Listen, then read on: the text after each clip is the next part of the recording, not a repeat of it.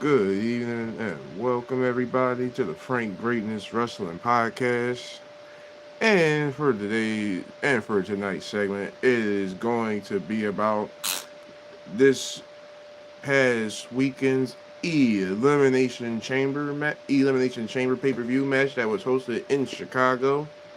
That hosted a feature of solidified matchups, which were the men's Elimination Chamber for the number one contendership to face the World Heavyweight Champion Drew McIntyre, and there was also the women's elimination chamber elimination chamber matchup to determine number one contender for the Jade's women's championship.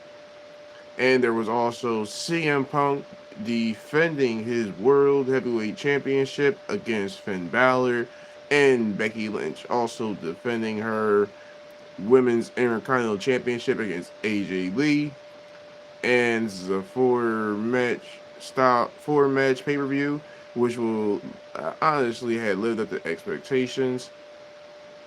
So now we're gonna break down into it. Couple things throughout the night. Literally, literally there were um preempts to the matchup. There were a slew of give me a second, everybody. I'm pulling up everything on my tablet.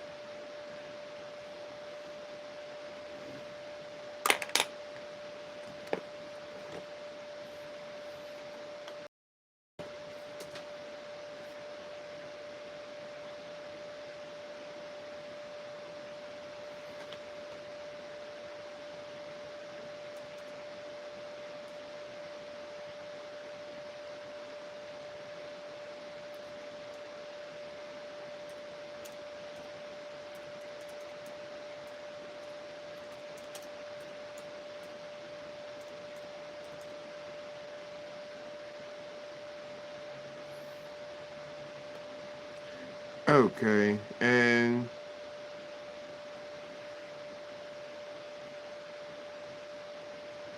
we're gonna get to the results right here. If anybody had any favorite picks, any favorite matchup that they had during that style of the weekend, please let me know.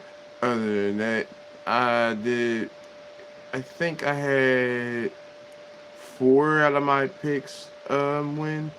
Hello there, welcome in. Please make sure you go ahead and hit the subscribe.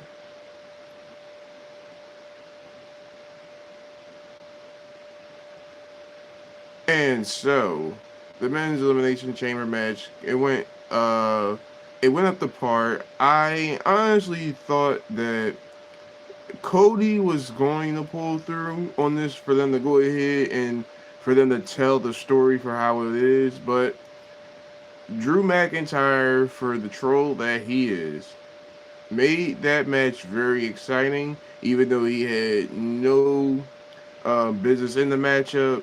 Again, there were a slew of highlights. If anybody else was surprised, I definitely was by the shocker of the night. Um, the masked man who had got revealed this past Friday night on SmackDown showed up again, actually, and also being that who also had returned was one via favorite superstar and Seth freaking Rollins.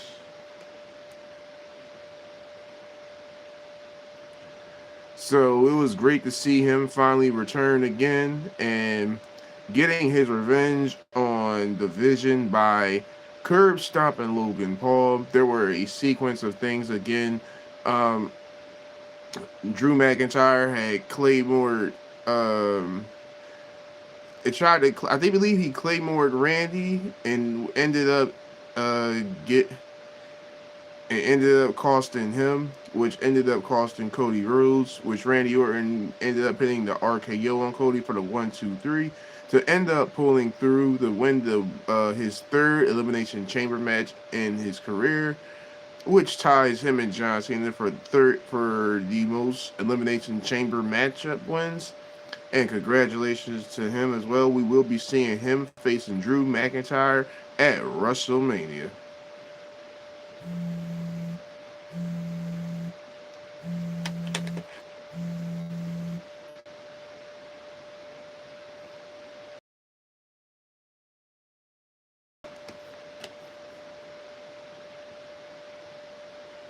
And also next there was the rivalry that don't know how it became ended up becoming a rivalry with Becky Lynch and AJ Lee. It's kind of surreal seeing that two generation of stars and having this clash of heads, but came to fruition when AJ Lee inserted herself with Maxine and Becky Lynch.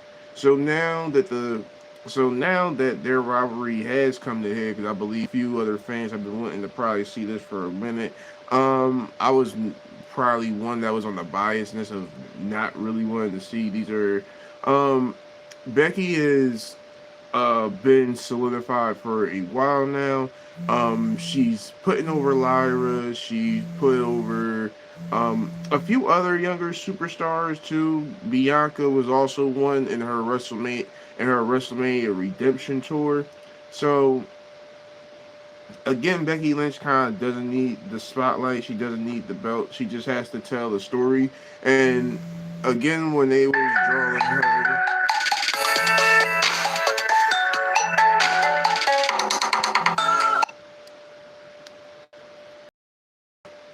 when they were drawing her and Becky together for the tag team matchup at WrestleMania, it made it interesting. But now, like I said, that Becky has started back on to the heel of GOAT women's persona.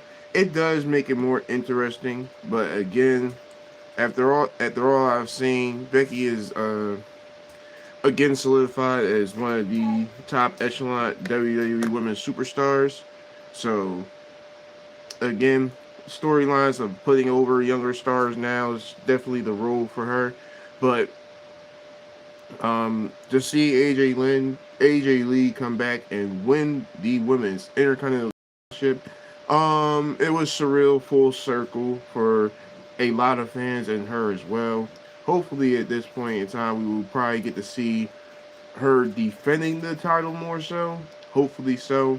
And if so, in duration, we will end up seeing a fighting champion like in the past from AJ Lee. Again, this is a lot more seasoned veteran, a lot more, probably a lot more athleticism and still more in the tank. So hopefully we do get to see her battle against a few more competitors within um, her last strides of the in her last strides of her career. And there was also the women's elimination number one contender. So honestly, there I was not surprised by the athleticism from all of the women per se. They completely had they completely had showed out in this women's elimination chamber matchup and had showed you why for many reasons they have been putting on and showing up. Again, these women have literally been showing you that they're the draw at some point. And literally now at this point in time, I really do feel that the Flyers is well deserved for Rhea Ripley for winning the elimination chamber matchup. Completely well bout physical matchup. A lot of areas I was nervous about when seeing this match, but and usually there do be botches that happen. And referring to botches, I'm not. Uh, there's a discredit to LA Knight per se. Again, sometimes some things do happen, and some things are out of your control. In LA Knight, there was a botch. Normal drop, normal step up, drop elbow from the top rope. Had ended up going ahead. Goes about creative going WrestleMania. Uh, Creatively, I like the direction of where they're going. I feel more inclined to say that uh, they definitely have done a better job, especially on the fly storytelling now at this point, more so than ever. Again, CM Punk for letting him go all script on the road to WrestleMania now with him and Roman is definitely one that I would partake in. I will get into that also on Raw segment. I'll cover on talking about that later on this evening, and then I'm still getting to the matchups because that will, I guess, I kind of gave up the popcorn for the spill that CM Punk versus Finn Balor had ended like how some people probably anticipated. Some people had wanted to see Finn Balor win if you've been a Finn Balor fan.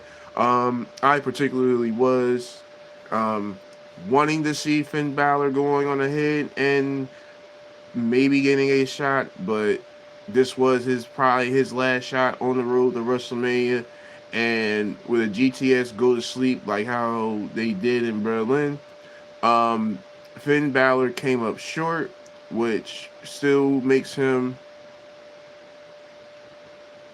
Yeah, Finn should definitely get a more of a push, especially like after this showcasing. Even if Roman wins the World Heavyweight Championship, I feel like maybe Finn Balor should be the one to take it off him.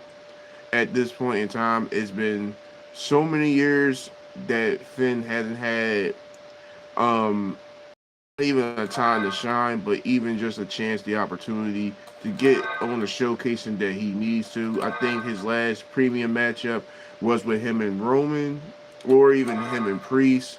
Again, don't don't know initially where they're gonna go in his direction, his career, but Finn Balor still does have a lot to offer. So hopefully we do get the chance to see him later on, going on ahead and making an impact. And guys, I'm gonna go ahead and cut it short there because we're gonna have our Raw recap segment later on. So just please make sure if you are in here today, please make sure you like and subscribe and let me know that you like the Frank Greatness Wrestling Podcast. And please make sure you hit the notification button and let me know how it goes. And then I'll catch you guys later on my next topic.